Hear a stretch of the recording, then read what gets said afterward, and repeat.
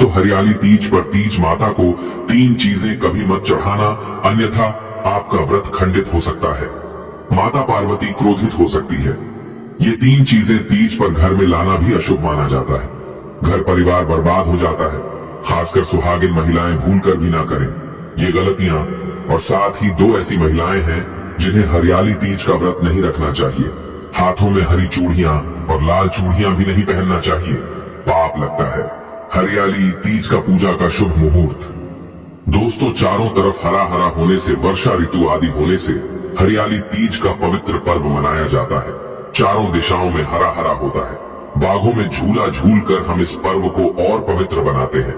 सखी सहेलियां तीज पर संगीत आदि भक्ति का रस आदि शिव पार्वती के भजन में लीन हो जाती हैं।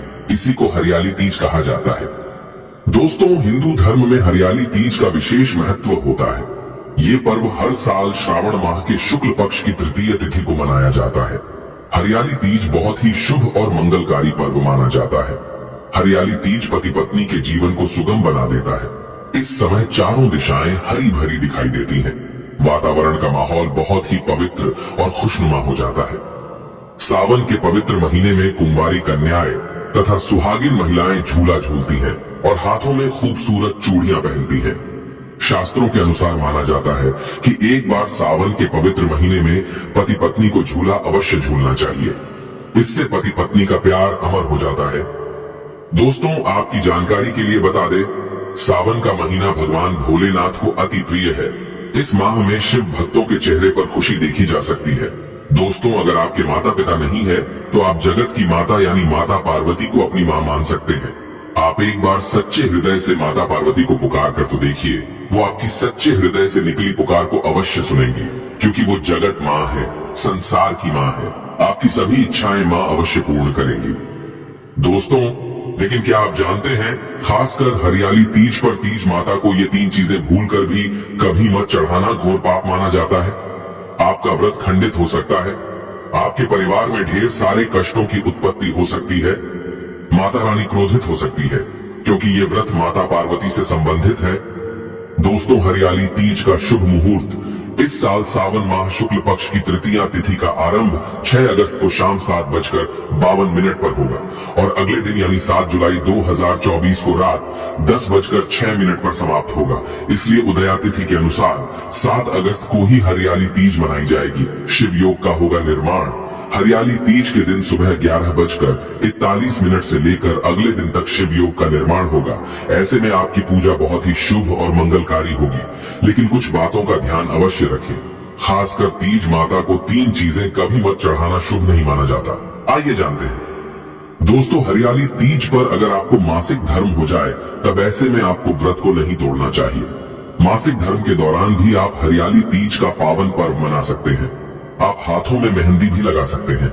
16 श्रृंगार भी आप अवश्य करें, लेकिन आप पूजा पाठ किसी और से करवा लें और आप व्रत का पालन वैसे ही करें जैसे आप बाकी दिनों में करते चले आ रहे हैं। मासिक धर्म के डर से पूजा भक्ति से दूर नहीं भागना चाहिए, क्योंकि भगवान भी आपकी परीक्षा लेते हैं और ये बात हमें कभी नहीं भूलनी चाहिए। आप व्रत का पालन अवश्य करें, पर पूजा किसी और से करवाएं। बहुत ही शुभ माना जाता है। इससे व्रत का पालन भी हो जाता है और आपको मासिक धर्म में कष्ट भी नहीं मिलते। दोस्तों, ऐसी मान्यता है कि हरियाली तीज का व्रत भगवान शिव और मां पार्वती के पुनर्मिलन के पर्व के रूप में मनाया जाता है। इस व्रत को लेकर देश के अलग अलग स्थानों पर और अलग अलग राज्यों में तरह तरह के नियम हैं। इन व्रतों का पालन अवश्य करना चाहिए जो सुहागिन महिला सच्चे हृदय से हरियाली तीज का पावन पर्व मनाती है, तो उसे 7 जन्मों तक का साथ मिल जाता है। ऐसे प्रेमी जोड़ों को स्वर्ग में स्थान मिलता है। दोस्तों, भूलकर भी व्रत के दिन ना करें ये गलतियां। हरियाली तीज का व्रत निर्जला रखा जाता है, इसीलिए व्रत के दौरान गलती से भी खाने पीने से बचें। खाने के प्रति मन में झूठी लालसा ना रखें जब तक व्रत पूरा ना हो जाए, अन्यथा व्रत खंडित माना जाता है। गर्भवती या बीमार महिलाओं के लिए इस तरह के नियम नहीं है। गर्भवती महिलाएं और कुंवारी कन्याएं व्रत से पहले संकल्प लेने के बाद फलाहार लेकर इस व्रत का पालन कर सकती हैं। कुंवारी कन्याएं भी हरियाली तीज का पावन पर्व मनाती हैं। इससे भगवान शिव की तरह ही अच्छे वर की प्राप्ति होती है। दोस्तों, व्रत के समय साफ सफाई का विशेष ध्यान रखना पड़ता है। ऐसे में हरियाली तीज का आपका व्रत होगा और जहां पर आप सोते हैं यानी उस बेडशीट को बदल देना चाहिए और साफ बेडशीट पर ही व्रत के दौरान बैठना चाहिए।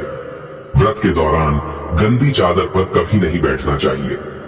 दोस्तों, खासकर हरियाली तीज पर सुहागिनों को क्रोध करने से बचना चाहिए। मुख से गंदी गंदी गालियां नहीं देनी चाहिए। माता गौरी की तरह मन पवित्र रखना चाहिए। बच्चों के प्रति ममता का आचरण होना चाहिए, क्योंकि क्रोध हमेशा विनाश की ओर ले जाता है। इसीलिए तो कहा जाता है कि विनाश काले विपरीत बुद्धि। ऐसा कोई भी आप कार्य ना करें जिससे आपके सभी कार्य दूषित हो जाए। अगर गलती से भी आपको क्रोध आ गया तो समझो आपका व्रत खंडित। माता गौरी क्रोधित हो जाती है और आपके घर को हमेशा के लिए त्याग देती है। माता लक्ष्मी भी त्याग देती है। व्रत के दौरान काले और सफेद वस्त्रों को ना पहने, क्योंकि इसे सुहागिनों के लिए शुभ नहीं माना जाता। दोस्तों, किसी भी सुहागिन महिला को इस पावन अवसर पर यानी हरियाली तीज पर किसी पराई स्त्री के वस्त्र मांग कर नहीं पहनने चाहिए। वस्त्र आप बाजार से नए खरीदे या आप अपनी शादी का जोड़ा पहन सकती हैं। हरियाली तीज पर शादी का जोड़ा बहुत ही शुभ और पवित्र माना जाएगा। शादी का जोड़ा पहनने पर माता पार्वती अति प्रसन्न होती हैं और आपको अखंड सौभाग्यवती का वरदान देती हैं। आप चाहे तो पुराने कपड़े पहन सकते हैं। आप पुराने कपड़ों के ऊपर अपनी शादी की चुन्नी अवश्य ओढ़ लें।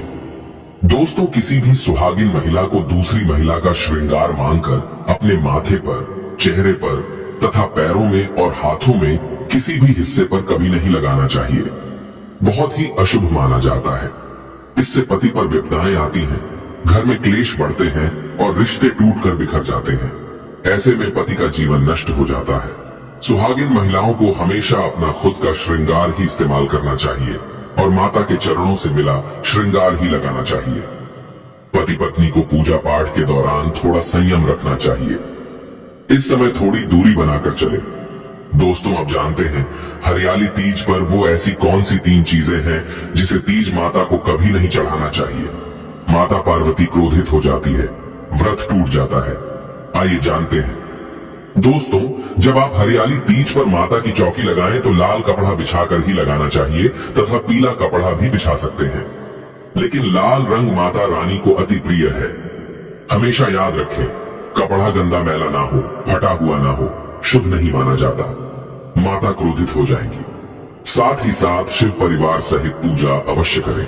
दोस्तों, तीजों पर माता रानी को श्रृंगार अर्पित किया जाता है, तो ऐसे में माता को खंडित श्रृंगार कभी अर्पित नहीं करना चाहिए।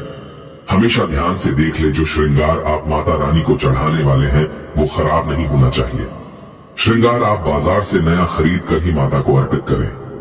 मां गौरी को श्रृंगार अर्पित करने से महिलाओं को सौभाग्यवती का वरदान प्राप्त होता है। दोस्तों, खासकर हरियाली तीज पर तीज माता को सफेद रंग का फूल कभी अर्पित नहीं करना चाहिए।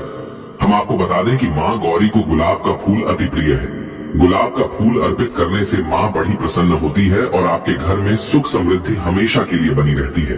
दोस्तों, हरियाली तीज पर जब आप अपनी सास और ननंद के लिए जो थाली सजाने वाले हैं उसके अंदर सफेद कपड़ा रखकर उपहार में नहीं देना चाहिए। अगर घर में कोई बड़ा नहीं है तो आप उनके नाम से थाली निकालकर किसी बुजुर्ग महिला को दान में दे सकते हैं। दोस्तों, हरियाली तीज पर जितना आप हरे रंग का दान करेंगे उतनी ही मां पार्वती की कृपा प्राप्त होगी। घर में माता लक्ष्मी का वास होगा। सुख समृद्धि से भरपूर आपका जीवन और खूबसूरत हो जाएगा। दोस्तों, हरियाली तीज पर खासकर हाथों में काले रंग की और सफेद रंग की चूड़ियां नहीं पहननी चाहिए। इस समय हरी और लाल रंग की चूड़ियां पहनना बहुत ही शुभ और मंगलकारी माना जाता है। दोस्तों, हरियाली तीज का व्रत जब तक आपका मन नहीं है तब तक इस व्रत को नहीं रखना चाहिए। इससे आपका व्रत खंडित माना जाएगा। व्रत हमेशा सच्चे भाव और दिल से ही रखना चाहिए। शुभ माना जाता है। दोस्तों, जब आप तीज पर खाना बनाएं तो लहसुन प्याज खाने में भूल कर भी मत डालना। इसे माता गौरी का अपमान माना जाएगा।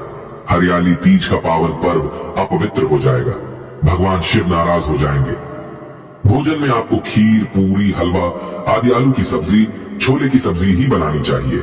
मीठे पकवान बनाने चाहिए और व्रत पूरा होने के बाद इसी भोजन को खाना चाहिए।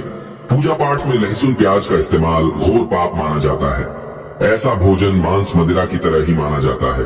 दोस्तों, इस दिन चाकू छुरी घर में नहीं लाने चाहिए। बहुत ही अशुभ माना जाता है। हरियाली तीज पर झूला अवश्य झूलना चाहिए।